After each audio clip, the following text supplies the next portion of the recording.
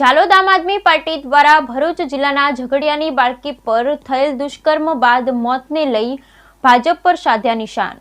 ઝાલોદ આમ આદમી પાર્ટી દ્વારા આજરોજ 24/12/2024ના રોજ સાંજે 6:30 કલાકે આંબેડકર ચોક ખાતે ભરૂચ ઝઘડિયાના જીઆઈડીસી વિસ્તારમાં દુષ્કર્મનો ભોગ બનેલ માસૂમ બાળકી દમ તોડતા તેને શ્રદ્ધાંજલિ આપતા ભાજપ સરકાર પર આકરા પ્રહારો કર્યા હતા। આ માસૂમ બાળકી પર 16મી તારીખે દુષ્કર્મની ઘટના બની હતી। બાળકીની સારવાર માટે વડોદરા સયાજી હોસ્પિટલ ખાતે દાખલ કરવામાં આવી, પરંતુ પીડિત બાળકી દુષ્કર્મ થયા બાદ ક્યારેય ભાનમાં આવી જ ન હતી। 8 દિવસની સારવાર બાદ બાળકીનું કરુણ મોત નીપજ્યું। 10 વર્ષની બાળકી જીવન મરણ વચ્ચે સતત ઝઝૂમતી રહી હતી।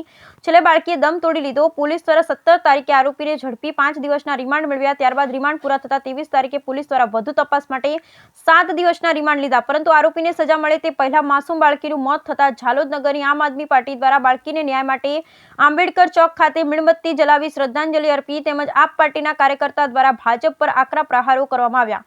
તેમજ ગૃહમંત્રી અને મુખ્યમંત્રી રાજીનામું આપે તેવી માંગ કરી, તેમજ બળાત્કાર કરનાર આરોપીને ત્વરિત સજા મળે તેવી માંગ કરી, તેમજ આવા બળાત્કારોને જાહેરમાં ફાંસી આપવી જોઈએ તેવી પણ માંગ કરી હતી। ગુજરાતની અંદર કમસે કમ આ વર્ષની અંદર 600 કરતાં વધારે દુષ્કર્મના કેસ થયા છે, અને એના ઉપર જો સરકાર પોતાની જો આ ભાજપ સરકાર બીજેપી સરકાર જે સરકાર ના ચલાવતી હોય, એમને ચલાવતા ના આવડતું હોય તો રાજીનામું મુખ્યમંત્રી તથા ગૃહમંત્રી રાજીનામું આપે, જેથી આ કાયદાને કોઈ પણ હાથમાં ના લે અને એવા નરાધમને સરકાર અને કોર્ટ દ્વારા એક એવો કાયદો પાસ કરવામાં કે ડાયરેક્ટ ફાંસીની સજા થાય, એવી અમારી આશા છે। અને સરકારથી અમારી માંગ છે કે એના ઉપર કડકમાં કડક પગલાં લે, કોર્ટ અને એના ઉપર સજા કરાવે અને ફાંસી સજા થાય, એવી અમારી માંગ છે। આપનું નામ?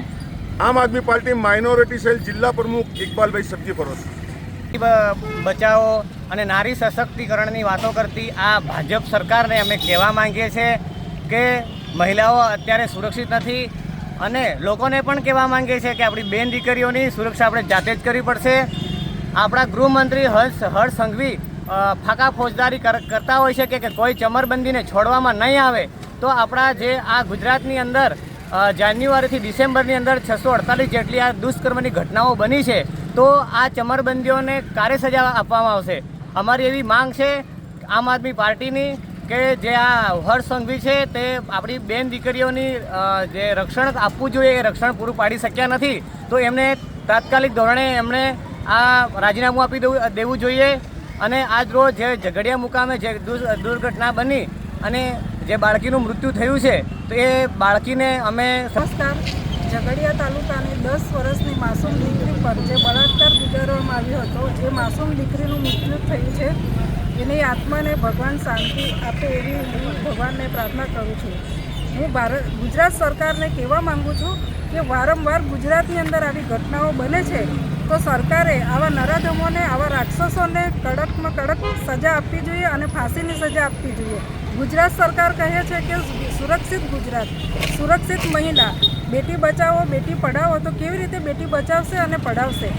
30 વર્ષ સુધી ગુજરાતની જનતાએ મત આપ્યા છે, તો મતના વળતર રૂપે ગુજરાતની જનતા અને ગુજરાતની મહિલાઓ ગુજરાત સરકાર પાસે માંગ કરે છે કે ગૃહમંત્રી જો કાયદા અને વ્યવસ્થા ન સાચવી શકે તો ગૃહમંત્રી રાજીનામું આપે, એવી અમારી માંગ છે।